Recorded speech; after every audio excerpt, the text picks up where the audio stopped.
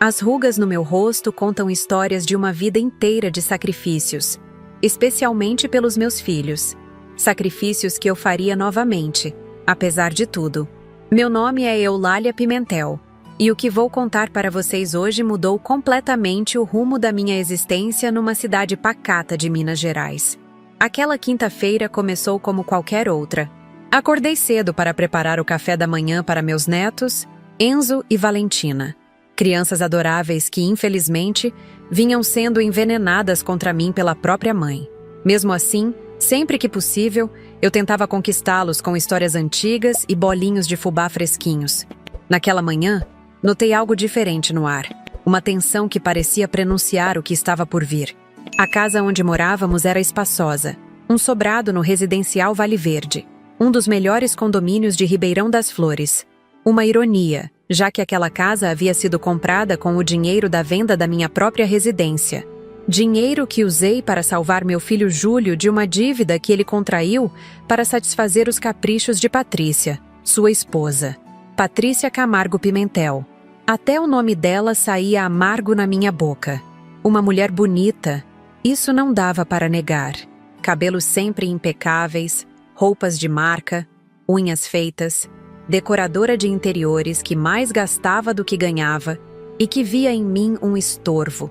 Uma lembrança constante de que seu marido tinha uma origem simples, diferente da família abastada de onde ela vinha. Durante todo o dia trabalhei na casa como de costume. Apesar de ter sido enfermeira por 35 anos, ali eu era tratada como empregada. Lavei, passei, cozinhei. Observava as fotos na parede, retratos de uma família feliz, onde eu não aparecia em nenhuma. Era como se eu fosse invisível. Um fantasma que apenas servia para cuidar da casa e das crianças quando conveniente. Por volta das 3 da tarde, recebi uma mensagem da minha amiga Marlene. Eulália, lembra daquilo que te ensinei sobre o celular? Hoje pode ser o dia. Sorri discretamente. Marlene era minha confidente, a única que sabia o que eu vinha planejando há meses. Quando me mudei para a casa do meu filho, ela percebeu como eu era tratada e decidiu me ajudar de uma maneira que ninguém esperaria de 2 senhoras na nossa idade. Vovó, posso te mostrar meu desenho? Valentina entrou na cozinha segurando uma folha de papel. Antes que eu pudesse responder, Patrícia apareceu à porta. Valentina, já não falei para não ficar incomodando? Sua avó tem mais o que fazer. Sua voz era doce com a filha, mas seus olhos me fuzilavam. Não tem problema nenhum, meu anjo. Vovó sempre tem tempo para você. Sorri para minha neta, ignorando o olhar reprovador de Patrícia. Isso é exatamente o seu problema, dona Eulália. Você não impõe limites. E depois eu que tenho que lidar com as crianças mimadas. Ela pegou Valentina pela mão e a puxou para fora da cozinha, deixando-me sozinha novamente. Respirei fundo. O jantar daquela noite seria especial. Júlio chegaria mais cedo do banco. E eu havia preparado sua comida favorita, costela com mandioca e feijão tropeiro. O cheiro já preenchia a casa inteira. Talvez, só talvez, isso pudesse amolecer um pouco o coração dele. As horas passaram, e finalmente nos reunimos à mesa. Júlio chegou com a expressão cansada de sempre. Funcionário dedicado do Banco Nacional Progresso, ele carregava nas costas o peso de sustentar o padrão de vida que Patrícia exigia, e que, eu descobri nas minhas investigações silenciosas, estava além do que seu salário permitia. Isso está realmente bom, mãe. Júlio elogiou após a primeira garfada, um raro momento de reconhecimento. Antes que eu pudesse agradecer, Patrícia interrompeu. É o mínimo, não é? Considerando que ela não contribui com nada financeiramente. Senti o golpe, mas mantive o sorriso. Não era o momento ainda. Continuamos comendo em um silêncio desconfortável, quebrado apenas pelo tilintar dos talheres e ocasionais comentários sobre o dia das crianças na escola. Ah, quase esqueci de contar, Patrícia começou, sua voz animada de repente. Recebi uma proposta para decorar a casa de campo dos Mendonça.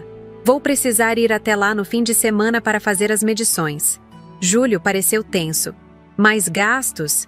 Patrícia, já conversamos sobre... Não comece, Júlio. Preciso investir para ter retorno. Além disso, são os Mendonça. Sabe o que isso significa para minha carreira? Naquele momento, Como se tivesse ensaiado, meu telefone tocou. Era um celular antigo, presente de Marlene. Patrícia sempre zombava dele, chamando-o de tijolão. Mal sabia ela que aquele aparelho guardava segredos que destruiriam seu castelo de areia. Quem ligaria para você a esta hora? Patrícia perguntou, visivelmente irritada pela interrupção. Deve ser a Marlene. Respondi calmamente, ignorando o telefone e continuando a comer. Essa sua amiga não tem noção mesmo, sempre ligando na hora do jantar. Patrícia bufou, revirando os olhos. Foi então que aconteceu. Talvez tenha sido a comida, que eu preparei com tanto carinho. Talvez tenha sido o acúmulo de humilhações diárias.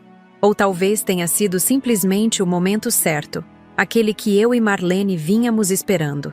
Patrícia empurrou seu prato para longe e apontou o dedo em minha direção. Seus olhos faiscavam de ódio, enquanto as palavras saíam como veneno. Essa cadela tem que ir comer no lugar certo com os cachorros. O tempo pareceu congelar. Enzo e Valentina arregalaram os olhos, chocados. Júlio, meu próprio filho, o menino que eu embalei tantas noites, que eu cuidei quando ficava doente, que eu defendi de valentões na escola. Ele riu.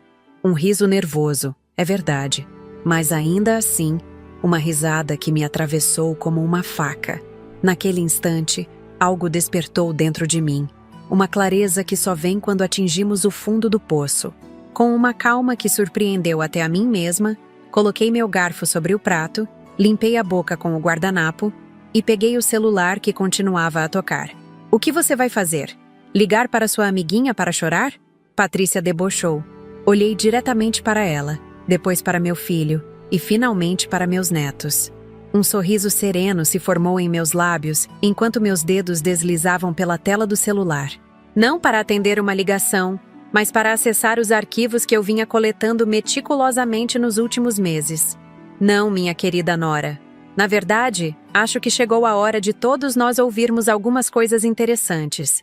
Meus dedos tremiam ligeiramente, não de medo, mas de antecipação. Aquele momento, que eu havia imaginado tantas vezes em minhas noites de insônia, finalmente chegara. Patrícia permaneceu com seu sorriso desdenhoso, provavelmente pensando que uma senhora de idade como eu seria incapaz de revidar à altura. Mal sabia ela que o tempo, muitas vezes, é o melhor professor da paciência e da estratégia. Tudo começou 6 meses atrás, quando me mudei para a casa de Júlio. Meu marido, Antônio, havia falecido há quase 5 anos, deixando-me sozinha na casa onde criamos nosso filho. Era uma casinha simples no centro de Ribeirão das Flores, mas cada canto guardava memórias de uma vida inteira. As paredes amareladas testemunharam aniversários, formaturas, brigas e reconciliações. O quintal, com sua mangueira frondosa, abrigou churrascos de domingo e brincadeiras infantis. Vender aquela casa foi como arrancar um pedaço de mim. No entanto, quando Júlio me ligou desesperado, falando sobre dívidas que não conseguia pagar, não hesitei. Mãe, vou perder tudo. A Patrícia não sabe ainda, mas o banco está ameaçando executar a hipoteca da casa. Sua voz embargada pelo telefone me partiu o coração. Como qualquer mãe faria, coloquei minha casa à venda no dia seguinte. O dinheiro que consegui foi suficiente para quitar a hipoteca, e ainda sobrou um pouco. Júlio, com lágrimas nos olhos, prometeu que me pagaria cada centavo assim que pudesse. Mãe, venha morar conosco. Temos espaço de sobra. E as crianças adorariam ter a avó por perto. O convite parecia sincero. E eu, já cansada da solidão, aceitei prontamente. Na primeira semana, tudo correu bem. Patrícia sorria educadamente. As crianças estavam entusiasmadas. E Júlio parecia aliviado. Eu ocupava um quarto pequeno no final do corredor, longe o suficiente para não incomodar, mas perto o bastante para ouvir as conversas noturnas do casal.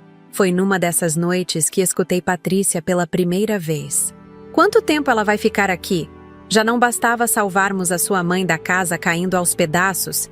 Ainda temos que aguentá-la todos os dias? Sua voz afiada cortava o silêncio da noite. Fala baixo. Ela pode ouvir. Júlio respondeu num sussurro. É temporário, até encontrarmos um lugar adequado para ela. Lugar adequado? E com que dinheiro, Júlio? Você mal consegue manter as aparências nesse condomínio. Se não fosse por mim, já estaríamos morando num cortiço. Naquela noite, deitada na cama desconhecida, chorei silenciosamente. Não pelo desprezo de Patrícia, mas pela fraqueza de meu filho. O menino que criei para ser íntegro e corajoso, agora se curvava diante daquela mulher como uma árvore ao vento. Os dias se transformaram em semanas, e as semanas em meses. Aos poucos, fui sendo relegada à posição de serviçal na casa. Acordava cedo para preparar o café, limpava, lavava, cozinhava, cuidava das crianças quando voltavam da escola. Júlio, cada vez mais ausente, mergulhava no trabalho, enquanto Patrícia administrava a casa como uma rainha autoritária. Foi numa tarde de terça-feira que tudo mudou. Eu estava no pequeno mercado do bairro comprando ingredientes para o jantar, quando esbarrei em Marlene Figueiredo, uma antiga colega do hospital onde trabalhei como enfermeira. Não nos víamos há anos, e o reencontro foi caloroso. Eulália, meu Deus, quanto tempo! Como você está? Seus olhos vivos brilhavam de alegria sincera. Conversamos por horas naquela tarde, sentadas numa padaria próxima. Contei-lhe sobre minha situação, as pequenas humilhações diárias, a sensação de ser um fardo. Marlene, sempre pragmática, franziu o senho. E você vai aceitar isso calada? A Eulália que eu conheci nunca baixaria a cabeça para ninguém, muito menos para uma nora metida à besta. O que posso fazer? Não tenho para onde ir. E são meus netos, meu filho. Marlene pegou sua bolsa e tirou de lá um celular pequeno e discreto. Toma. É antigo, mas funciona bem. Vou te ensinar a gravar conversas. Conhecimento é poder, minha amiga. Inicialmente recusei a ideia. Parecia errado, antiético. Mas Marlene insistiu. Não é para usar contra eles, é para sua proteção. Se a situação piorar, você precisa ter provas. Acabei aceitando o telefone, mais para acalmá-la do que por realmente acreditar que o usaria. Na mesma noite, porém, presenciei uma cena que mudou minha perspectiva. Júlio chegou tarde, com o semblante abatido. Patrícia o atacou imediatamente. Você falou com o Rogério? Conseguiu acesso às contas que te falei? Patrícia, isso é loucura. Se descobrirem, perco meu emprego. Posso até ser preso. E se não fizermos nada, perdemos tudo. Acha que consigo viver com seu salário medíocre? Preciso manter meu status. E você precisa crescer naquele banco. Se o diretor financeiro está facilitando, por que não aproveitar? Aquela conversa acendeu um alerta em mim. No dia seguinte, ativei o gravador do celular e o escondi embaixo de uma almofada na sala. À noite, quando reproduzi a gravação, descobri algo ainda mais chocante. Patrícia não apenas pressionava Júlio a desviar dinheiro do banco, mas também mantinha um caso com Rogério, o diretor financeiro. Ele é um idiota útil, amor. Enquanto achar que tem chances comigo, vai continuar ajudando seu marido otário. Ela dizia ao telefone para alguém, provavelmente uma amiga.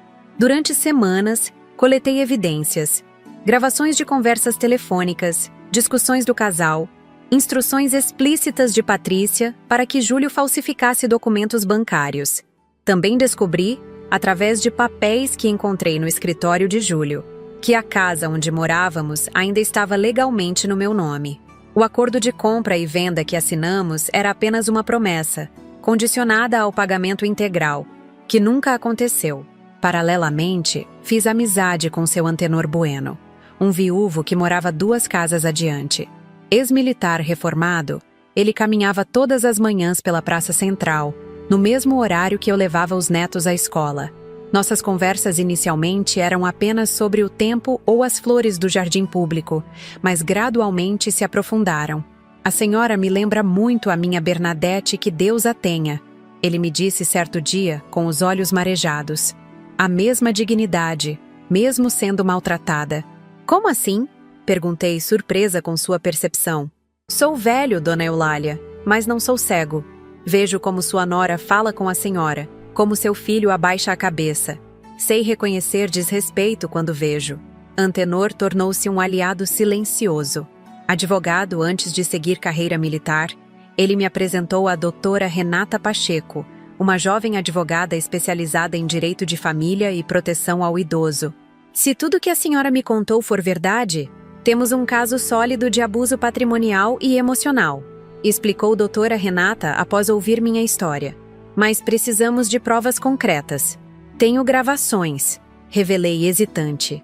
Os olhos da advogada brilharam. Isso muda tudo. Enquanto isso, a situação em casa deteriorava.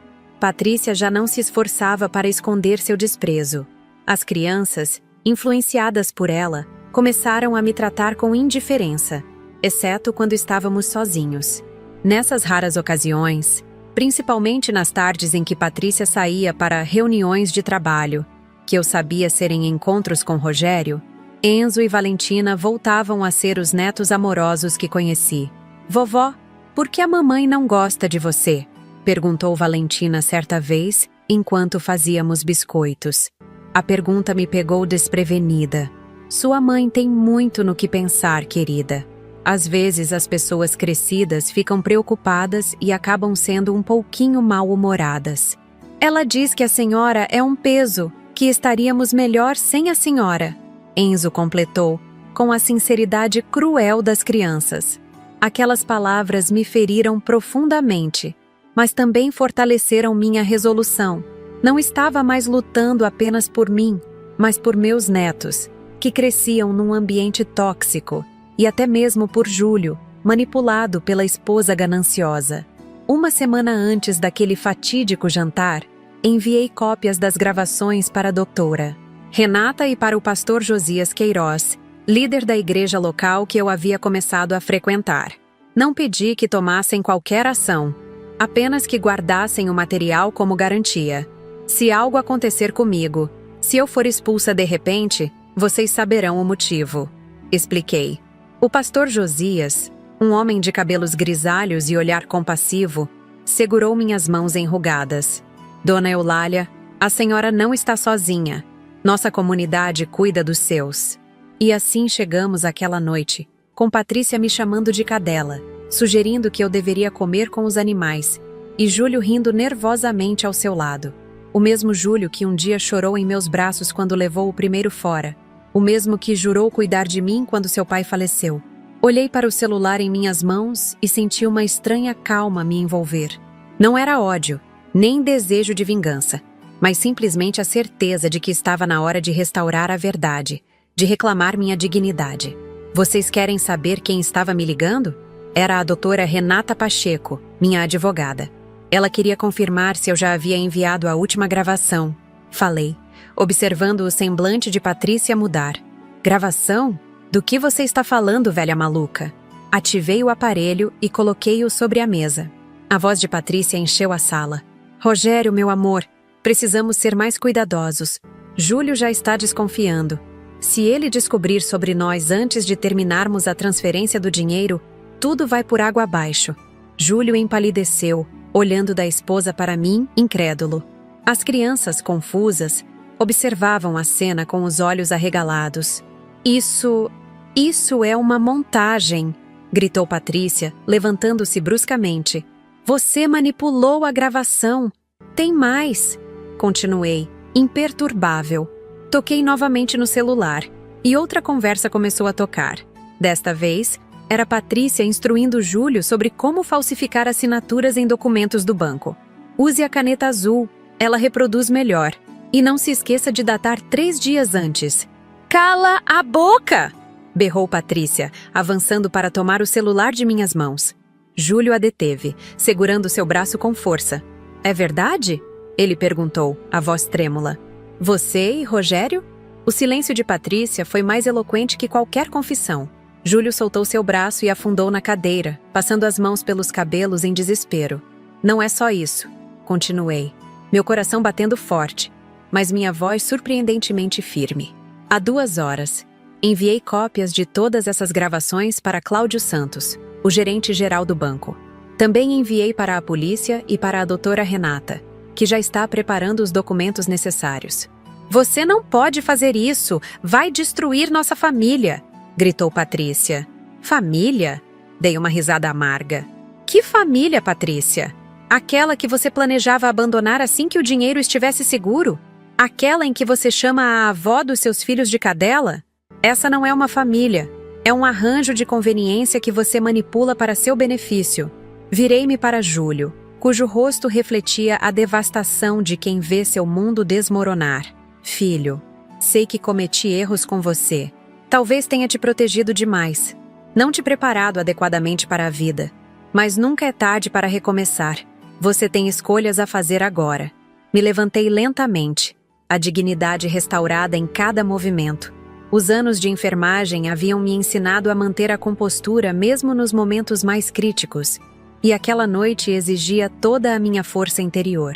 Quanto à casa, acrescentei, tirando um envelope da gaveta da cristaleira. Ela ainda está legalmente no meu nome. O documento que você assinou, Júlio, era uma promessa de compra e venda, condicionada ao pagamento integral, que nunca aconteceu. Tecnicamente, vocês estão morando na minha propriedade. Patrícia soltou um grito de frustração e correu para o quarto. Júlio permaneceu sentado, derrotado, enquanto as crianças, assustadas com todo o tumulto, começaram a chorar baixinho. Vovó não vai embora, né? Soluçou Valentina, correndo para meus braços. Abracei minha neta com todo o amor que havia guardado durante aqueles meses de rejeição. Não, meu amor. Vovó não vai a lugar nenhum. Na verdade, algumas pessoas é que talvez precisem encontrar outro lugar para ficar. Naquela noite, enquanto Patrícia fazia as malas, fúria estampada em seu belo rosto, e Júlio tentava processar a traição da esposa e suas próprias falhas, eu coloquei meus netos para dormir com uma história sobre uma árvore velha que, mesmo depois de perder todas as folhas no inverno, volta a florescer na primavera. Era o começo de uma nova fase na minha vida. Uma fase de redenção, de justiça e talvez até de perdão. Mas ainda havia muito a ser resolvido, muitas feridas a serem curadas. O amanhecer traria novos desafios. E eu, Eulália Pimentel, aos 68 anos, estava pronta para enfrentá-los de cabeça erguida, com a sabedoria que só os anos e as dores podem trazer. O que eu não sabia naquele momento era o quanto minha vida ainda mudaria, e como aquela simples decisão de enfrentar o abuso transformaria não apenas a minha existência, mas a de toda uma comunidade. O amanhecer chegou com uma luz diferente. Abri as cortinas do quarto e contemplei o jardim do condomínio, as flores coloridas que contrastavam com o céu azul de Minas Gerais. Patrícia havia partido durante a madrugada, levando apenas roupas e objetos pessoais. Júlio dormiu no sofá, o rosto marcado por uma mistura de vergonha e alívio. As crianças milagrosamente dormiram tranquilas após toda a turbulência. Preparei um café da manhã simples: pão de queijo caseiro, café coado na hora, bolo de fubá e frutas frescas. O aroma preencheu a casa, trazendo uma sensação de normalidade em meio ao caos. Enzo foi o primeiro a aparecer, esfregando os olhos sonolentos. "Cadê a mamãe?" perguntou, sentando-se à mesa. "Sua mãe precisou sair, querido. Mas está tudo bem. Vovó vai cuidar de vocês." Valentina surgiu logo em seguida, arrastando seu coelho de pelúcia pelo corredor. "A mamãe brigou com o papai. Eu ouvi." Sentei-me entre meus netos, segurando uma mãozinha de cada lado. Às vezes, os adultos discordam e precisam de um tempo para pensar. O importante é que vocês saibam que são amados. Júlio entrou na cozinha naquele momento, os olhos vermelhos e inchados, a barba por fazer. Olhou para a mesa posta e para nós três sentados ali, como uma pintura familiar incompleta. "Bom dia", murmurou, hesitante. "Sente-se, filho. Vamos tomar café." O telefone tocou, enquanto comíamos em silêncio. Era Cláudio Santos, o gerente-geral do banco. Júlio atendeu, a voz trêmula. Observei seu rosto passar por diversas emoções: medo, alívio, surpresa. Quando desligou, olhou para mim com uma expressão que não via desde sua infância. Respeito misturado com espanto. "Eles querem que eu vá ao banco imediatamente." Cláudio disse que graças à denúncia anônima, conseguiram impedir uma transferência grande que estava programada para hoje. Ele engoliu em seco. "Mãe, como você sabia? Existem coisas que uma mãe simplesmente sabe, filho, e outras que ela descobre quando começa a prestar atenção." Ele assentiu lentamente. "Vou ser demitido, no mínimo, provavelmente processado." "Talvez, mas você tem a chance de fazer a coisa certa agora. Conte tudo, colabore com a investigação, mostre que foi manipulado." E as crianças? A escola? Eu cuido deles hoje. Vá. Enquanto Júlio se preparava para enfrentar as consequências de suas escolhas, recebi uma ligação de doutora Renata Pacheco. Sua voz transmitia urgência. Dona Eulália? As coisas estão acontecendo rapidamente. O Rogério foi detido esta manhã tentando embarcar para o Panamá. A polícia encontrou documentos que comprovam um esquema de desvio que vem acontecendo há pelo menos um ano. Fechei os olhos, sentindo o peso da situação. E meu filho? Se ele colaborar, como acredito que fará, poderá conseguir um acordo. Mas preciso que a senhora venha ao meu escritório o quanto antes. Há documentos que precisam ser assinados sobre a propriedade da casa. Após Júlio partir para o banco, arrumei as crianças e liguei para Marlene. Minha fiel amiga chegou em 20 minutos, dirigindo seu pequeno Fiat vermelho. Meninos, esta é tia Marlene, uma grande amiga da vovó. Ela vai ficar com vocês enquanto resolvo alguns assuntos. Marlene, com sua energia contagiante apesar dos 67 anos, conquistou os pequenos instantaneamente. Quem quer fazer biscoitos de chocolate? O escritório da doutora. Renata ficava no centro da cidade, um prédio antigo e elegante próximo ao fórum. Ao entrar na sala, me surpreendi ao ver seu Antenor Bueno sentado junto à advogada. Dona Eulália. Ele levantou-se, cavalheiro como sempre. Perdoe-me pela intromissão, mas achei que precisaria de apoio. A advogada sorriu. Na verdade, foi ideia minha. O Sr. Bueno tem experiência em direito imobiliário e se ofereceu para revisar toda a documentação. Por 2 horas, analisamos papéis, assinamos documentos e discutimos estratégias. A situação era clara. A casa continuava legalmente em meu nome e eu poderia exigir a saída imediata de qualquer pessoa que lá estivesse. Entretanto, Júlio era meu filho e as crianças, meus netos. O que a senhora deseja fazer? Perguntou doutora Renata, após explicar todas as opções. Olhei pela janela, observando a Praça Tiradentes com suas árvores centenárias. Quantas vidas já haviam passado por aquele lugar? Quantas decisões difíceis foram tomadas à sombra daqueles ipês? Quero proteger meus netos e dar uma chance ao meu filho. Quanto a Patrícia? Sobre isso, interrompeu a advogada. Recebi uma ligação do advogado dela há 1 hora. Está pedindo os pertences pessoais e ameaçando entrar com processo por difamação. Seu Antenor bufou, indignado. Difamação? Com todas aquelas gravações? Ela alega que foram obtidas ilegalmente e editadas. Sorri, sem humor. Típico dela. Sempre tentando virar o jogo. Não se preocupe, assegurou doutora Renata. As evidências são contundentes, especialmente agora com a prisão do Sr. Rogério. Além disso, os vizinhos do condomínio estão dispostos a testemunhar sobre o tratamento que a senhora recebia. Ergui as sobrancelhas, surpresa. Os vizinhos? Sim. Aparentemente, a senhora Patrícia não era muito discreta quanto ao desprezo que sentia pela senhora. Várias pessoas notaram e ficaram indignadas, mas não sabiam como ajudar. Naquele momento, senti uma onda de gratidão. Durante todo aquele tempo, não estava tão sozinha quanto imaginava. Havia olhos gentis observando, corações preocupados, mesmo que em silêncio. Voltei para casa no final da tarde, acompanhada de seu Antenor.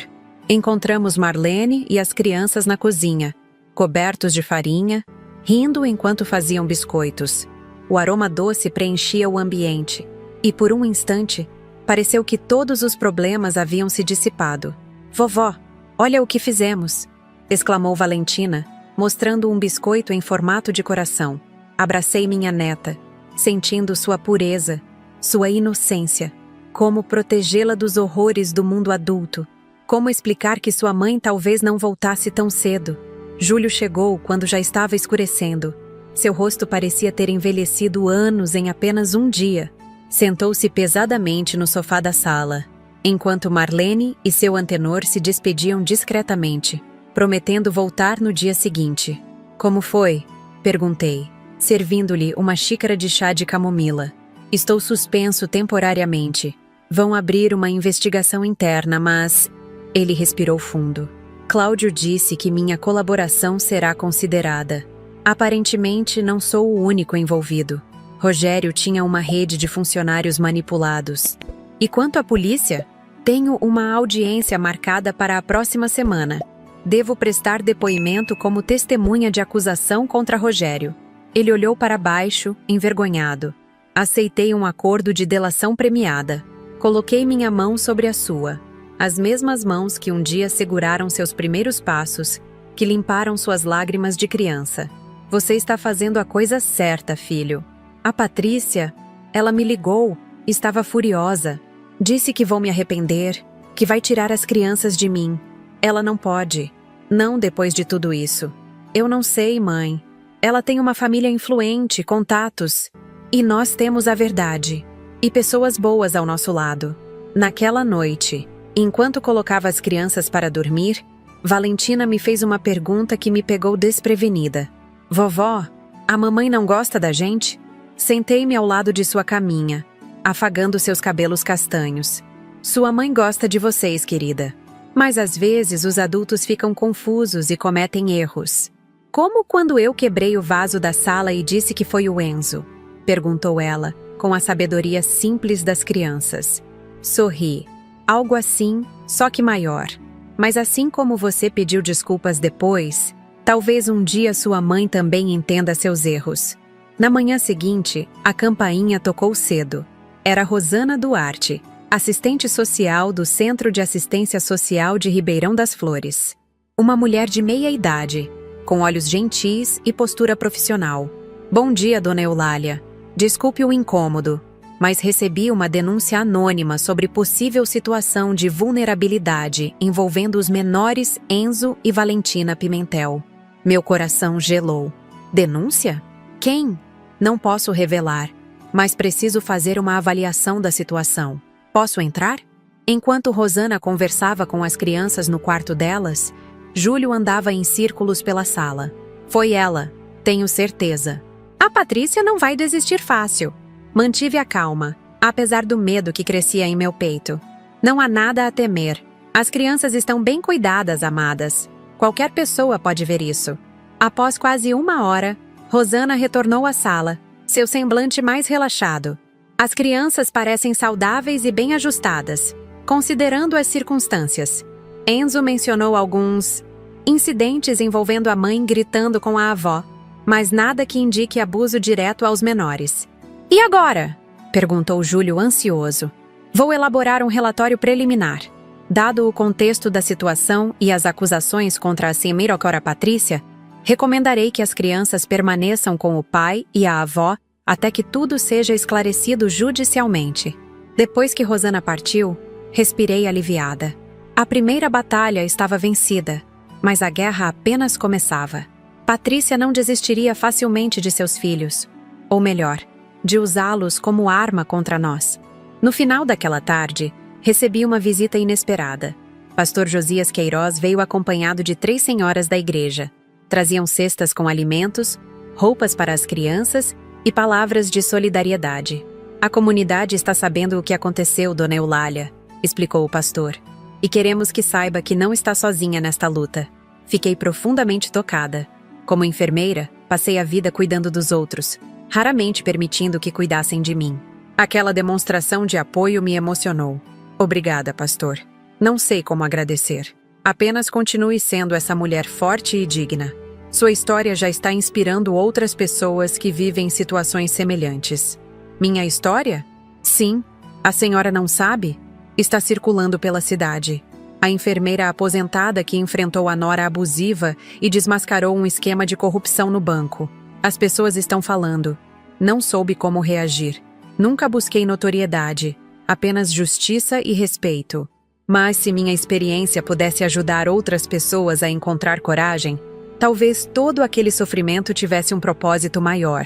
Na semana seguinte, os acontecimentos se precipitaram. Rogério foi formalmente indiciado por desvio de recursos, falsidade ideológica e associação criminosa. Júlio, graças à colaboração, recebeu uma pena alternativa, serviços comunitários e o compromisso de ressarcir qualquer prejuízo identificado. Patrícia, por sua vez, desapareceu temporariamente do mapa. Segundo informações que chegavam através de doutora Renata, ela havia se refugiado na casa dos pais em Belo Horizonte, planejando uma contraofensiva legal. Enquanto isso, nossa vida foi se reorganizando lentamente. Júlio, sem emprego e com a reputação abalada, começou a dar aulas particulares de matemática, sua formação original antes de entrar no banco. As crianças voltaram à rotina escolar, embora ocasionalmente perguntassem pela mãe. Certa manhã, enquanto preparava o café, encontrei meu filho sentado na varanda dos fundos, olhando para o nada. Sentei-me ao seu lado, em silêncio. Às vezes, o melhor conforto que podemos oferecer é simplesmente nossa presença. Sabe, mãe? Ele começou após alguns minutos. Estou percebendo quanto tempo perdi. Tantos anos tentando ser o que não sou, vivendo acima das possibilidades, tudo para satisfazer a Patrícia. Você a amava. O amor às vezes nos cega. Não sei se era amor ou dependência. Ela sempre soube como me manipular, como me fazer sentir inadequado. Ele virou-se para mim, os olhos marejados. Como a senhora aguentou tudo aquilo sem dizer nada? Por você, pelos meninos. Às vezes, precisamos suportar a tempestade até encontrar o momento certo para agir. A senhora é muito mais forte do que eu jamais imaginei. Sorri, sentindo uma paz que não experimentava há muito tempo. Todos somos fortes, filho. Só precisamos descobrir isso, geralmente da maneira mais difícil. Na tarde seguinte, recebi um telefonema de Rosana Duarte. Sua voz soava preocupada. Dona Eulália, achei que deveria saber. A senhora Patrícia Camargo entrou com um pedido de guarda unilateral das crianças, alegando que o ambiente atual é tóxico e instável. Senti o sangue gelar. E o que isso significa concretamente? Haverá uma audiência na próxima semana. Ela está alegando que o senhor Júlio é emocionalmente instável e que a senhora, por causa da idade avançada, não tem condições de auxiliar nos cuidados das crianças adequadamente. Isso é absurdo. Concordo. E é por isso que estou ligando. Meu relatório será claramente favorável à permanência das crianças com vocês. Mas seria bom prepararem testemunhas que possam falar sobre a qualidade do cuidado que oferecem. Depois de desligar, me sentei na cama, sentindo o peso de mais essa batalha se avizinhando. Será que nunca teríamos paz? Será que Patrícia nunca desistiria? Decidi sair para caminhar, clarear as ideias. A tarde estava agradável. O sol de Minas Gerais dourava as copas das árvores da Praça Tiradentes. Sentei-me em um banco, observando as crianças brincarem, os pássaros voarem, a vida seguindo seu curso apesar dos dramas humanos. "Posso me sentar?" perguntou uma voz familiar. Era seu Antenor, elegante como sempre em seu terno claro. "Claro", respondi, sentindo um conforto imediato com sua presença. A senhora parece preocupada. Contei-lhe sobre o novo desenvolvimento, o pedido de guarda, as acusações absurdas. Ele ouviu atentamente, sem interromper, seus olhos gentis fixos em mim. "Sabe, dona Eulália, em meus anos como advogado antes da carreira militar, vi muitos casos como este. Pessoas usando crianças como armas em suas guerras particulares. É tão injusto com os pequenos." "Sim, mas a verdade sempre prevalece, mais cedo ou mais tarde. E a senhora tem algo que aquela mulher jamais terá." "O quê?" "Integridade. E o verdadeiro amor pelos seus netos." Ele hesitou por um momento, como se escolhesse as palavras. "Além disso, a senhora não está sozinha nesta luta." Olhei para seu Antenor, aquele homem que entrara em minha vida tão recentemente, mas que se mostrara um apoio tão sólido. Havia algo em seus olhos, uma promessa silenciosa, um compromisso que ia além da simples amizade ou solidariedade. Naquele momento, compreendi que, por mais difíceis que fossem os dias à frente, eu realmente não estava sozinha. E essa certeza, mais que qualquer documento legal ou estratégia jurídica, me dava a força necessária para continuar. Ao retornar para casa, encontrei Júlio sentado com as crianças, ajudando-os com a lição de casa. A cena, tão simples e cotidiana, me encheu de esperança. Era por isso que estávamos lutando. Pelo direito de sermos uma família, imperfeita como todas, mas unida pelo amor verdadeiro. "Temos mais um desafio pela frente", anunciei, depois que as crianças foram brincar. E enquanto explicava a situação a meu filho, Vi em seus olhos não mais o medo ou a submissão, mas uma determinação que me lembrou o homem que eu sempre soube que ele poderia ser. A batalha contra Patrícia estava apenas começando, mas algo dentro de mim sabia que, desta vez, estávamos do lado certo da história. E isso, no final das contas, faria toda a diferença. A batalha contra Patrícia estava apenas começando, mas algo dentro de mim sabia que, desta vez, estávamos do lado certo da história. E isso, no final das contas, faria toda a diferença. Os 7 dias que antecederam a audiência de custódia pareceram se arrastar como anos. Cada manhã trazia consigo a ansiedade do que poderia acontecer. Cada noite era preenchida por sonhos inquietos. As crianças, sensíveis como só elas conseguem ser, percebiam a tensão no ar, embora tentássemos protegê-las da verdade completa. Na terça-feira, 3 dias antes da audiência, recebi um telefonema inesperado. A voz do outro lado da linha era hesitante, quase sussurrada. Dona Eulália? Aqui é Beatriz, a secretária do Dr. Rogério. Meu corpo inteiro ficou alerta. Beatriz era mencionada ocasionalmente nas conversas que gravei entre Patrícia e o diretor financeiro. Sim, Beatriz. Em que posso ajudar? Precisamos conversar pessoalmente. Tenho informações que podem ser úteis para a senhora, mas não pelo telefone. Combinamos de nos encontrar no Café Mineiro, um estabelecimento discreto próximo à rodoviária. Julguei prudente não ir sozinha e convidei Marlene para me acompanhar. Minha fiel amiga, sempre pronta para uma aventura, aceitou imediatamente. "Finalmente vou participar ativamente dessa novela!" exclamou ela, enquanto dirigia seu Fiat vermelho pelas ruas de paralelepípedo do centro histórico. Beatriz já estava no café quando chegamos.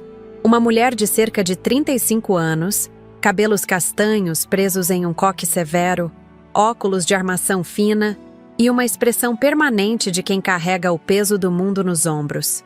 Reconheceu-me imediatamente e fez um gesto discreto para que nos aproximássemos. "Obrigada por vir, Dona Eulália", ela começou, a voz baixa.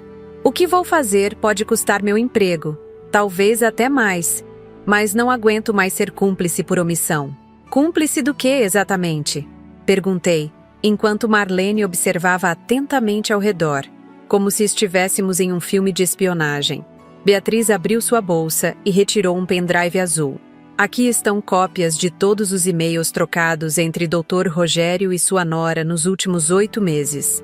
Também há registros de transações suspeitas e..." Ela hesitou. "Conversas sobre como ela planejava tirar o seu filho do caminho permanentemente, assim que o dinheiro estivesse seguro." Senti um arrepio percorrer minha espinha. "Tirar do caminho? O que isso significa?" "Não sei ao certo, mas encontrei pesquisas no navegador dele sobre acidentes que parecem naturais e como manipular medicamentos para diabetes. Júlio era diabético desde a adolescência. A implicação era clara e terrível demais para contemplar. Por que está me dando isso agora?" questionei, sem tocar no pendrive. Os olhos de Beatriz se encheram de lágrimas. Minha irmã sofreu violência doméstica por anos. Quando finalmente conseguiu sair, o ex-marido conseguiu a guarda dos filhos alegando que ela era emocionalmente instável. Eu vi o que isso fez com ela. Ela respirou fundo. "Quando soube que a senhora Patrícia estava tentando fazer o mesmo com vocês, usando as mesmas táticas manipuladoras, não pude ficar calada." Marlene, que até então estivera quieta, colocou a mão sobre a de Beatriz. "Você está fazendo a coisa certa, moça." Levei o pendrive diretamente para a doutora Renata Pacheco. A jovem advogada examinou os documentos com crescente espanto. "Isso é bombástico, Dona Eulália. Se estes e-mails forem autênticos, temos muito mais que uma disputa de guarda em mãos. Há indícios claros de conspiração para homicídio." "Homicídio?" repeti. A palavra pesada demais para ser pronunciada. "Sim. Veja esta troca de mensagens de março." Ela girou o monitor para que eu pudesse ler. Na tela, as palavras de Patrícia brilhavam com uma frieza assustadora. "Quando tudo estiver pronto, precisamos nos livrar do problema principal. Já pesquisei sobre como a adulteração de insulina é praticamente indetectável. Parece acidente ou complicação natural da doença. Ninguém suspeitaria de uma viúva dedicada. Meus joelhos fraquejaram e precisei me sentar. Meu próprio filho, meu único filho, visto como um problema a ser eliminado. A maldade calculada me deixou sem ar. Vou encaminhar isso para o promotor imediatamente, disse doutora Renata, sua voz agora carregada de urgência. E também precisamos alertar o juiz da vara de família sobre o caso. Isso muda completamente o panorama da audiência de custódia. Ao retornar para casa, encontrei Júlio brincando de esconde-esconde com as crianças no jardim. Seus risos enchiam o ar da tarde, uma melodia tão preciosa que me fez parar para absorver cada nota. Como alguém poderia planejar destruir isso? Como a mãe dessas crianças poderia contemplar deixá-las sem pai? Naquela noite, depois que os pequenos adormeceram, contei a Júlio sobre o encontro com Beatriz e as evidências descobertas. Observei seu rosto passar da surpresa à incredulidade e finalmente ao horror. Não, não pode ser verdade. A Patrícia não faria isso. Manipular, sim. Trair, com certeza. Mas matar? Não consigo acreditar. Filho, eu também não queria acreditar. Mas está tudo lá, nas próprias palavras dela. Júlio passou a noite em claro, andando pela casa como um fantasma. Quando o sol nasceu, encontrei-o sentado na escada da frente, o olhar perdido no horizonte. Sabe o que é mais difícil, mãe? Perceber que não conheci realmente a pessoa com quem compartilhei uma vida. Tive filhos. Como pude ser tão cego? Sentei-me ao lado dele, nossos ombros se tocando levemente. O amor nos faz ver o que queremos, não o que realmente está lá. Não era amor, era dependência, insegurança, medo de ficar sozinho, de fracassar. Bem, agora você tem a chance de reconstruir, de ser o homem que sempre soube que poderia ser. Ele sorriu fracamente, o primeiro sorriso genuíno em dias. A senhora sempre foi a voz da razão, não é? Mesmo quando eu não queria ouvir. O dia da audiência chegou com uma chuva fina, típica daquela época do ano em Minas Gerais. Vestida com o meu melhor conjunto, um terno azul marinho que usava para ocasiões especiais no hospital, dirigi-me ao fórum acompanhada de Júlio, doutora Renata e, surpreendentemente, seu antenor Bueno, que insistiu em estar presente para apoio moral, como ele disse. A sala de audiências estava quase vazia, exceto por nós, os advogados, e do outro lado, Patrícia com seus pais e um homem de terno caro que presumimos ser seu advogado. Ela estava impecável como sempre. Cabelo perfeitamente arrumado, maquiagem discreta, vestido elegante mas sóbrio. A imagem da mãe preocupada e dedicada. Nossos olhares se cruzaram por um instante, e o ódio que vi em seus olhos me assustou.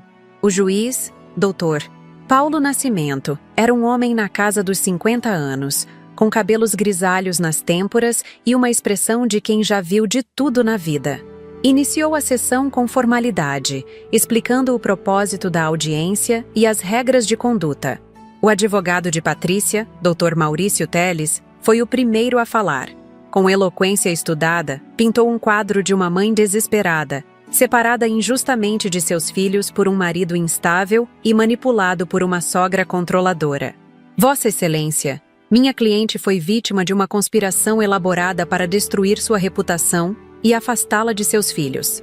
As supostas evidências contra ela foram obtidas ilegalmente, por meio de gravações clandestinas realizadas sem seu consentimento, o que as torna inadmissíveis. Doutora Renata rebateu com firmeza. Meritíssimo, em situações de abuso doméstico, a jurisprudência tem aceitado gravações feitas pela vítima, como prova válida. Além disso, temos novos elementos que vão muito além das gravações originais. Foi então que ela apresentou o material fornecido por Beatriz, incluindo as mensagens que sugeriam o plano para assassinar Júlio. A reação na sala foi imediata. O juiz franziu o senho. O advogado de Patrícia empalideceu, e ela própria levantou-se bruscamente. "Isso é uma farsa, uma montagem. Nunca escrevi isso", gritou, perdendo completamente a compostura. "Senhora Camargo, controle-se ou serei obrigado a removê-la da sala", advertiu o juiz, sua voz severa. Doutora Renata continuou, imperturbável.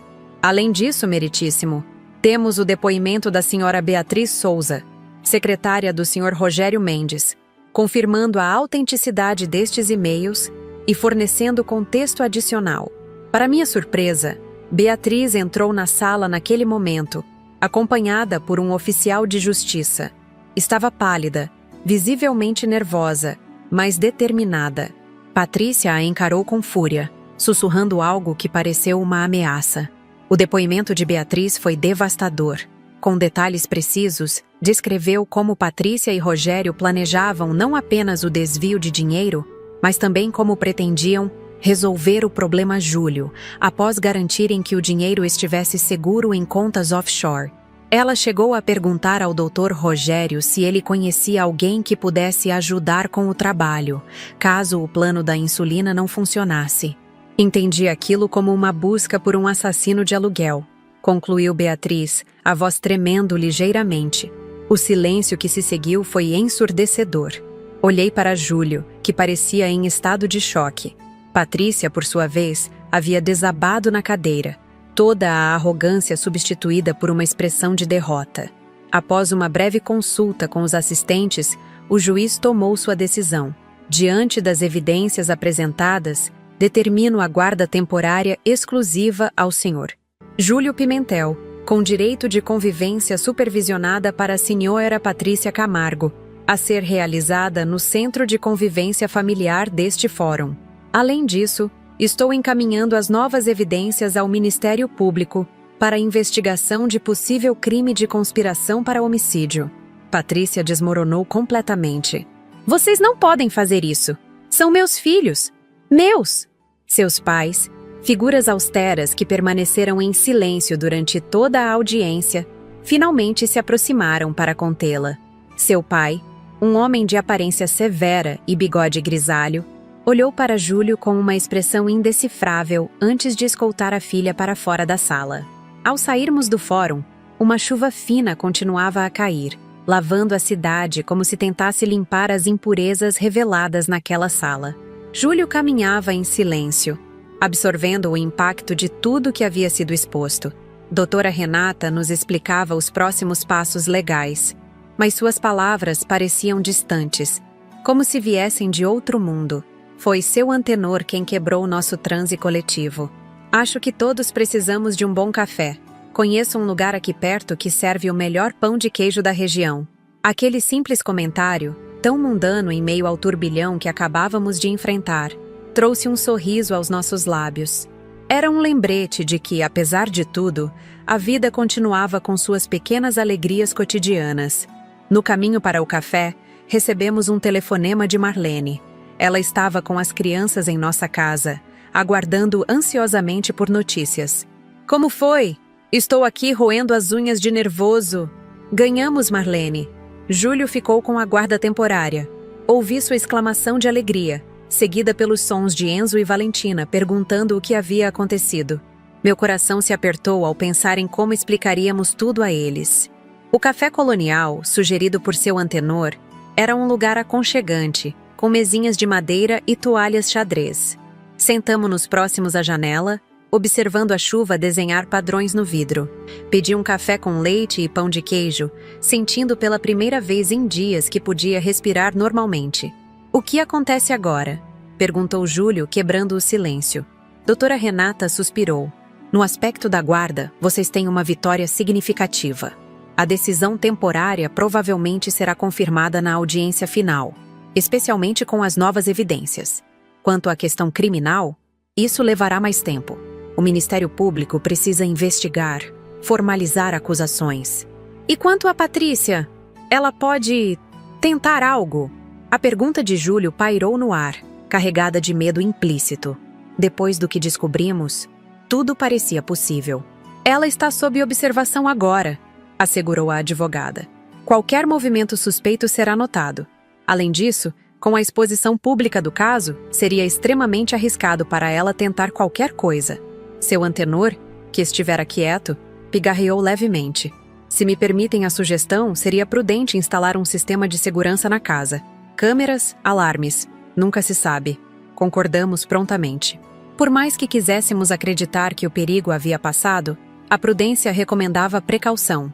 Ao retornarmos para casa, fomos recebidos por abraços entusiasmados de Enzo e Valentina, que haviam sido mantidos alheios aos detalhes mais sombrios do processo. Para eles, era apenas uma conversa de adultos sobre quem iria cuidar deles. "E quem vai?" perguntou Valentina, seus grandes olhos castanhos fixos em nós. Júlio se ajoelhou para ficar na altura dos filhos. "Vocês vão ficar com o papai e a vovó, querida. A mamãe precisa resolver algumas coisas agora. Então ela vai visitá-los de vez em quando, em um lugar especial." "Ela ainda está brava?" questionou Enzo, sempre perceptivo. "Ela está confusa, filho. Às vezes os adultos ficam confusos e fazem escolhas erradas." As crianças pareceram aceitar essa explicação simplificada, voltando rapidamente à normalidade de sua rotina infantil. Marlene, após certificar-se de que estávamos bem, partiu prometendo voltar no dia seguinte com reforços. "Reforços?" perguntei intrigada. Ela apenas piscou, misteriosa. "Espere e verá, minha amiga. Espere e verá." Naquela noite, depois que as crianças adormeceram, sentei-me na varanda com uma xícara de chá de camomila. As estrelas brilhavam no céu limpo após a chuva, e o ar tinha aquele cheiro característico de terra molhada. Júlio juntou-se a mim, trazendo seu próprio chá. "Obrigado, mãe", ele disse simplesmente. "Pelo quê?" "Por não desistir de mim. Por ver o que eu não conseguia ver. Sou sua mãe. É o meu trabalho." Ele sorriu, um sorriso cansado, mas genuíno. "A senhora sabe o que é irônico? Por anos achei que a senhora era frágil, que precisava da minha proteção, quando na verdade a senhora sempre foi a mais forte de todos nós." Refletimos em silêncio por alguns minutos, cada um perdido em seus próprios pensamentos. O futuro ainda era incerto. Patrícia certamente não desistiria facilmente. O processo criminal seria longo e desgastante. A recuperação emocional das crianças exigiria tempo e paciência. Mas naquela noite, sob o céu estrelado de Ribeirão das Flores, senti uma paz que não experimentava há muito tempo. Havíamos enfrentado o pior e sobrevivido. E mais importante, havíamos feito isso juntos, como uma família verdadeira. O som suave de passos no jardim me despertou de meus devaneios. Era seu antenor, carregando uma pequena caixa.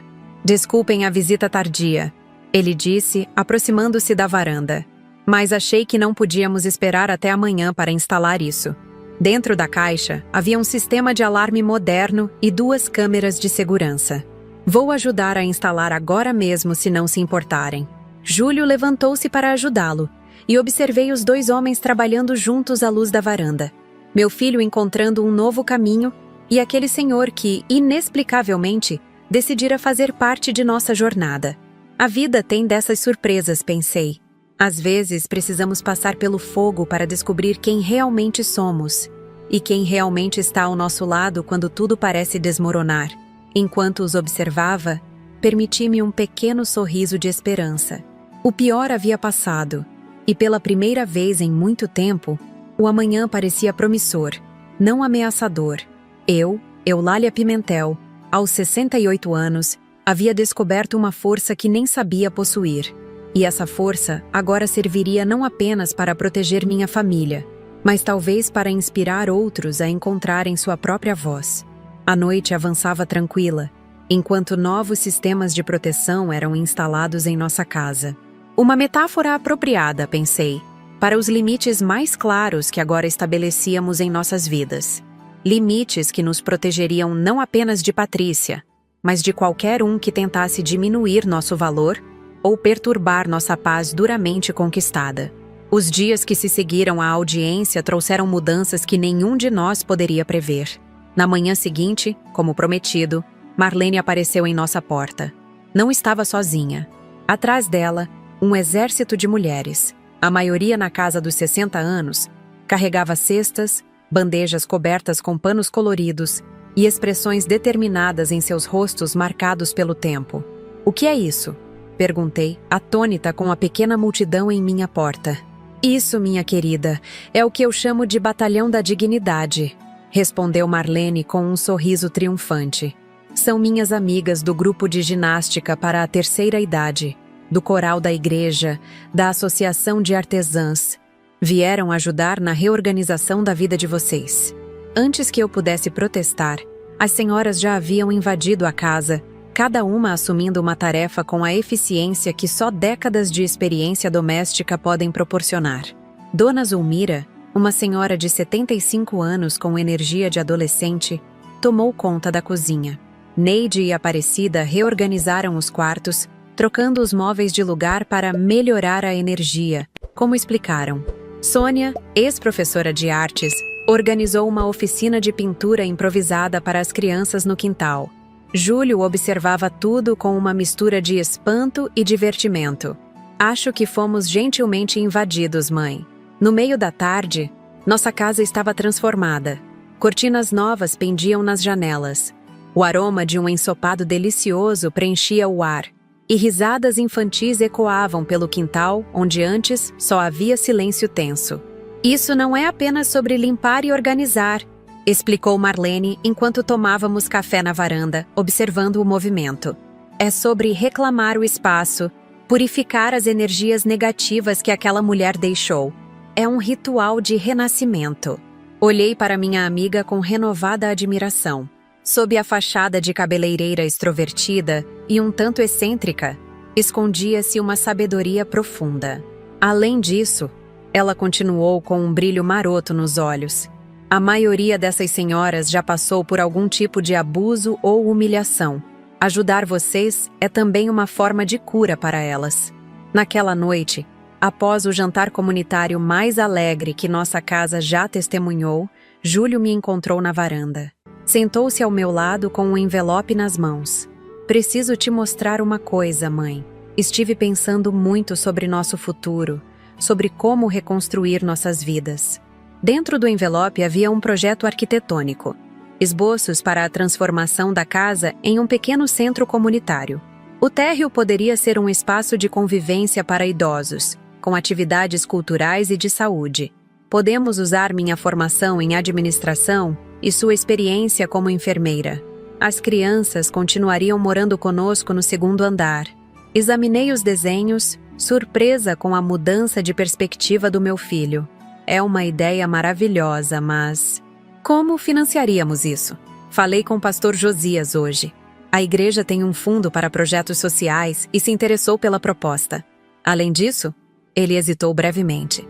Seu antenor se ofereceu para ser nosso consultor jurídico voluntário e conhece algumas fundações que poderiam nos apoiar. Senti uma onda de emoção me envolver. Não era apenas um projeto de negócio, era um símbolo de renascimento, de transformar nossa dor em algo significativo para a comunidade. O que acha? Perguntou Júlio, ansioso pela minha aprovação. Acho que seu pai estaria muito orgulhoso de você agora, respondi, segurando sua mão. Nas semanas seguintes, o projeto foi tomando forma com uma rapidez surpreendente. A notícia do que havia acontecido em nossa família, uma versão simplificada e discreta, circulou pela pequena Ribeirão das Flores, gerando uma onda de apoio inesperada. Antigos colegas do hospital onde trabalhei por décadas ofereceram auxílio.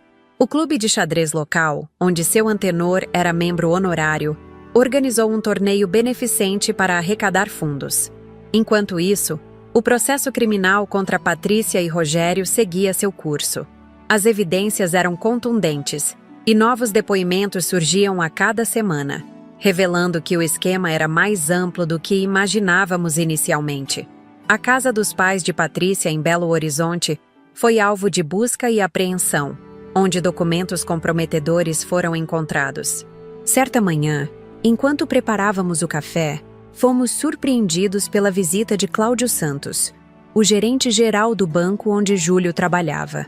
Sei que o momento é delicado, ele começou, após aceitar uma xícara de café, mas gostaria de fazer uma proposta ao Júlio. Para nossa surpresa, ele ofereceu a meu filho uma posição no departamento de auditoria interna do banco. Precisamos de alguém que conhece o sistema por dentro e tenha a integridade para apontar falhas. Sua experiência recente, por mais dolorosa que tenha sido, lhe deu uma perspectiva única. Júlio parecia em choque. Mas, depois de tudo o que aconteceu, justamente por isso, você foi manipulado, sim, mas teve a coragem de assumir seus erros e colaborar. O banco valoriza essa atitude. Aquela oferta representava mais que um emprego. Era uma chance de redenção profissional, de transformar uma mancha no currículo em uma especialidade valiosa. No início de outubro, 3 meses após a fatídica noite do jantar, inauguramos oficialmente o Centro Comunitário Nova Esperança. O amplo térreo da casa foi reformado para abrigar salas de atividades, um pequeno ambulatório para atendimentos básicos, onde eu atuaria como enfermeira voluntária, e um espaço multiuso para palestras e eventos culturais. A cerimônia de inauguração foi simples, mas significativa. Pastor Josias fez uma bênção ecumênica, enquanto representantes da prefeitura, curiosos com a iniciativa, prometeram apoio institucional. Enzo e Valentina, vestidos com suas melhores roupas, cortaram orgulhosamente a fita inaugural, suas pequenas mãos guiadas pelas de Júlio. Entre os presentes, avistei rostos que haviam se tornado importantes em nossa jornada. Marlene e seu batalhão da dignidade, doutora. Renata Pacheco com seu inseparável bloco de anotações. Rosana Duarte da assistência social. E, claro, seu Antenor Bueno, elegante como sempre em seu terno claro. A senhora conseguiu transformar uma tragédia familiar em algo que beneficiará centenas de pessoas, comentou seu Antenor, aproximando-se discretamente durante a recepção. Isso é extraordinário. Não fiz sozinha, respondi, observando a interação calorosa entre os presentes. Cada pessoa aqui contribuiu de alguma forma. Ele sorriu, seus olhos gentis fixos em mim.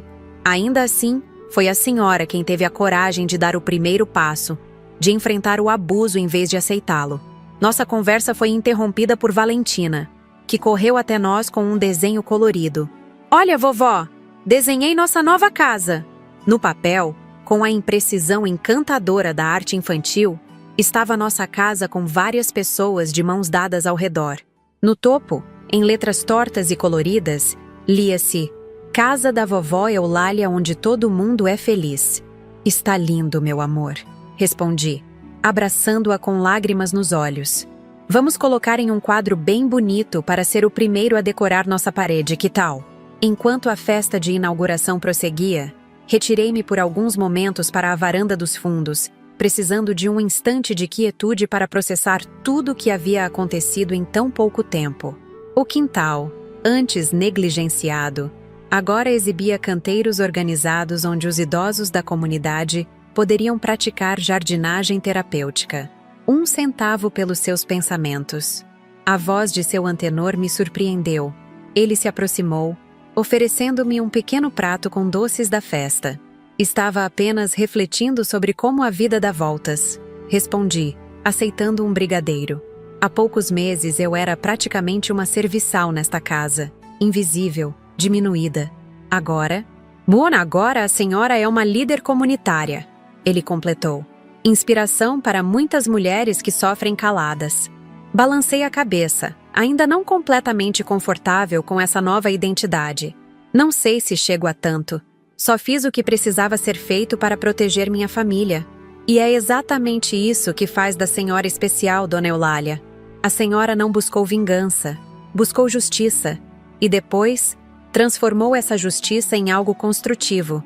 Conversamos por mais alguns minutos, até sermos interrompidos por Marlene, que surgiu com uma expressão conspiratória. Eulália, você precisa ver isso. Acaba de chegar. Em suas mãos, um envelope oficial do tribunal. Dentro, a notificação que todos esperávamos. Patrícia havia sido formalmente indiciada por conspiração, tentativa de homicídio e fraude financeira. A fiança fora negada, e ela permaneceria detida até o julgamento. Acabou, sussurrei, sentindo um peso imenso deixar meus ombros. Realmente acabou. Não, minha amiga, corrigiu Marlene com um sorriso sereno. Agora é que realmente começa. Na semana seguinte à inauguração, recebi um telefonema inesperado. Uma jornalista do principal jornal de Belo Horizonte queria fazer uma matéria sobre o centro comunitário e a história por trás dele. Sua iniciativa representa uma tendência crescente de transformação de espaços residenciais em centros comunitários, explicou a repórter, uma mulher jovem de voz entusiasmada. Mas o contexto da sua história torna tudo ainda mais significativo. Hesitei inicialmente. Nossa dor familiar havia sido exposta o suficiente durante os processos judiciais. Por outro lado, compartilhar nossa experiência poderia realmente ajudar outras pessoas em situações semelhantes. Após consultar Júlio e as crianças, que adoraram a ideia de aparecer no jornal, concordei com a entrevista com a condição de que o foco fosse no projeto social, não no escândalo familiar. A matéria foi publicada em um domingo, ocupando 2 páginas inteiras do caderno de sociedade. O título, Da humilhação à transformação, como uma idosa revolucionou sua comunidade, me fez corar de constrangimento, mas o conteúdo era respeitoso e inspirador. A foto principal mostrava nossa família, Júlio, as crianças e eu, em frente ao centro, sorrisos genuínos em nossos rostos. O impacto foi imediato. Na segunda-feira, o telefone não parou de tocar. Outras comunidades queriam saber como replicar a iniciativa. Mulheres idosas ligavam para compartilhar suas próprias histórias de abuso e perguntar como poderiam reagir. Um canal de televisão regional solicitou uma entrevista. A senhora se tornou um símbolo, queira ou não, comentou a doutora Renata, que havia aparecido para discutir os desdobramentos legais do caso. Mulheres de idade são frequentemente invisibilizadas, tratadas como fardos. A senhora desafiou esse estereótipo. Só fiz o que qualquer mãe faria para proteger sua família. Insisti, ainda desconfortável com a atenção. Mas é justamente isso. Ela respondeu com um sorriso. A senhora mostrou que idade não diminui valor, não tira poder. A sabedoria que vem com os anos pode ser uma arma poderosa contra a injustiça. No final daquela semana, recebemos a visita de uma assistente social que não conhecíamos, acompanhada por uma senhora de aproximadamente minha idade, e uma jovem que parecia ser sua neta. Perdoe-me a intromissão, começou a assistente social, mas a dona Berenice leu a matéria no jornal e insistiu em conhecê-la. Berenice tinha 70 anos e olhos que carregavam décadas de sofrimento silencioso. Com voz trêmula, contou como vinha sendo sistematicamente humilhada pelo genro, que controlava todos os aspectos da vida de sua filha e neta. Quando li sua história, algo despertou em mim. Ela explicou: se a senhora teve coragem, talvez eu também possa ter. Aquela foi a primeira de muitas visitas semelhantes. Sem perceber, nosso centro comunitário começou a se tornar um ponto de referência para idosos vítimas de abuso familiar. Improvisamos um grupo de apoio, onde eu compartilhava minha experiência, e com a ajuda de profissionais voluntários como doutora Renata e Rosana Duarte, oferecíamos orientação prática e emocional. 6 meses após a inauguração, numa tarde amena de abril, realizamos uma pequena cerimônia para celebrar os resultados já alcançados. O centro atendia regularmente cerca de 50 idosos, oferecendo desde atendimento de saúde básico até oficinas de artesanato e informática. O grupo de apoio contra abuso familiar já havia ajudado 15 pessoas a romperem ciclos de violência e reconquistarem sua autonomia. Júlio, agora dividindo seu tempo entre o trabalho no banco e a administração do centro, parecia um homem renovado, mais magro, mais confiante. Ele havia reencontrado seu propósito. As crianças prosperavam, superando gradualmente o trauma da separação turbulenta. Enzo havia se tornado o aluno mais aplicado de sua turma, enquanto Valentina revelava um talento surpreendente para a música. Quanto a mim, Eulália Pimentel, a enfermeira aposentada que um dia foi tratada como cadela em sua própria casa, bem, eu havia me tornado uma espécie de celebridade local. Recebi até um convite para dar uma palestra na Câmara Municipal sobre direitos dos idosos e prevenção ao abuso familiar. Jamais imaginei que estaria aqui, falando em público sobre minha experiência pessoal. Confessei ao microfone, observando a sala cheia. Sempre fui uma pessoa reservada, que cuidava dos outros nos bastidores. Na plateia, rostos atentos me encorajavam. Entre eles, reconheci seu antenor, que ao longo dos meses se tornara um amigo cada vez mais próximo.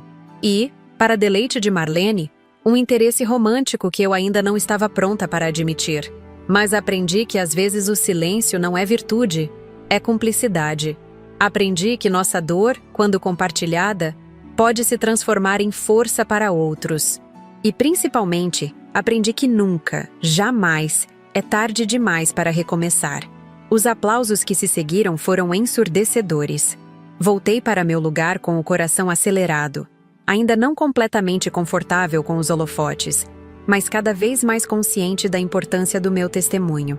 Aquela noite, ao retornar para casa, nossa casa, agora verdadeiramente nossa, encontrei Júlio e as crianças preparando uma surpresa, um jantar especial para celebrar o sucesso da palestra.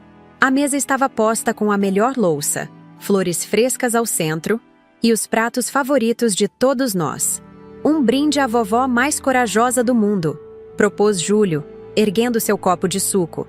Ele havia abandonado completamente o álcool após os eventos traumáticos. A vovó Eulália, repetiram Enzo e Valentina em uníssono, erguendo seus copinhos coloridos. Sentada ali, cercada pelo amor genuíno de minha família reconstituída, lembrei-me daquela noite fatídica, quando Patrícia me apontou o dedo e disse que eu deveria comer com os cachorros. Como a vida dá voltas. Ela agora aguardava julgamento na prisão, enquanto eu presidia um centro comunitário respeitado, inspirava outras pessoas e, mais importante, desfrutava da dignidade e do amor que mereço. O caminho não havia sido fácil. Houve lágrimas, dúvidas, momentos de desespero. Mas cada obstáculo superado fortaleceu não apenas a mim, mas a toda a nossa família. Cada desafio nos ensinou algo valioso sobre resiliência, sobre integridade, sobre o poder transformador da verdade. E enquanto saboreava aquele jantar especial, cercada de risos e conversas animadas, soube com certeza que a melhor vingança contra aqueles que tentam nos diminuir não é devolver na mesma moeda, mas sim florescer, crescer, transformar-se em uma versão ainda melhor de nós mesmos. Meus queridos que me acompanharam até aqui, sou eu, Eulália Pimentel, compartilhando com vocês os últimos momentos dessa jornada que transformou completamente minha vida aos 68 anos. Quem diria que aquela noite terrível, quando fui chamada de cadela na frente dos meus próprios netos, seria o ponto de virada para uma existência muito mais plena e significativa do que jamais imaginei? Nesta história que compartilhei com vocês, vivenciamos juntos cada momento dessa transformação dolorosa, mas necessária. Começamos naquele jantar fatídico, onde minha nora Patrícia me humilhou publicamente e meu filho Júlio, dominado por anos de manipulação, apenas riu nervosamente. Foi ali que percebi que precisava agir, que não poderia mais aceitar aquele tratamento degradante. Como contei a vocês, eu não estava tão despreparada quanto eles pensavam. Durante meses, com a ajuda da minha amiga Marlene, coletei evidências das traições, dos esquemas de desvio de dinheiro e até mesmo dos planos macabros que Patrícia tinha para se livrar do meu filho depois que conseguisse acesso ao dinheiro desviado. Aquele celular antigo, que tanto desprezavam, tornou-se minha arma silenciosa. Lembram-se da surpresa no rosto de Patrícia quando comecei a reproduzir as gravações? Do choque de Júlio ao descobrir que sua esposa não apenas o traía com o diretor financeiro do banco, mas também planejava um acidente com sua insulina? Aquele momento de revelação mudou tudo, não apenas para nossa família, mas para toda uma comunidade. Acompanhamos juntos os desdobramentos legais. A audiência de custódia onde Patrícia tentou recuperar a guarda das crianças usando mentiras e manipulações. O testemunho corajoso de Beatriz, a secretária que decidiu quebrar o silêncio. A investigação criminal que revelou um esquema muito maior do que imaginávamos inicialmente. Mas o mais importante que compartilhei com vocês foi como conseguimos transformar toda essa dor em algo positivo. A casa que um dia foi palco de tanto sofrimento tornou-se o Centro Comunitário Nova Esperança, um espaço onde idosos encontram acolhimento, respeito e oportunidades. Um lugar onde outras Eulálias podem descobrir que nunca é tarde para reclamar sua dignidade. Falei sobre o renascimento do meu filho Júlio, que encontrou redenção não apenas profissional, ao ser recontratado pelo banco para o departamento de auditoria, mas principalmente pessoal, ao reconectar-se com sua verdadeira essência e com seus valores. Mostrei como meus netos, Enzo e Valentina, floresceram em um ambiente saudável, longe das manipulações tóxicas de Patrícia. Compartilhei também como nosso caso se tornou inspiração para outras pessoas. A matéria no jornal, a palestra na Câmara Municipal, as visitas de outras idosas que viviam situações de abuso, tudo isso mostrou que minha história pessoal havia transcendido o âmbito familiar para se tornar um símbolo de resistência e transformação. E claro, mencionei as pessoas maravilhosas que surgiram em minha vida nessa jornada. Marlene e seu batalhão da dignidade, doutora. Renata Pacheco, a advogada que acreditou em mim desde o início. Pastor Josias e sua comunidade acolhedora. Rosana Duarte, a assistente social comprometida. E seu Antenor Bueno, o viúvo gentil que se tornou muito mais que um apoio jurídico em minha vida. Agora, olhando para trás, vejo com clareza as lições que essa experiência me ensinou e que espero ter transmitido a vocês. Primeiro, que idade nunca deve ser sinônimo de submissão. Os 68 anos que carrego com orgulho não me tornaram menos valiosa ou menos capaz de lutar por meus direitos.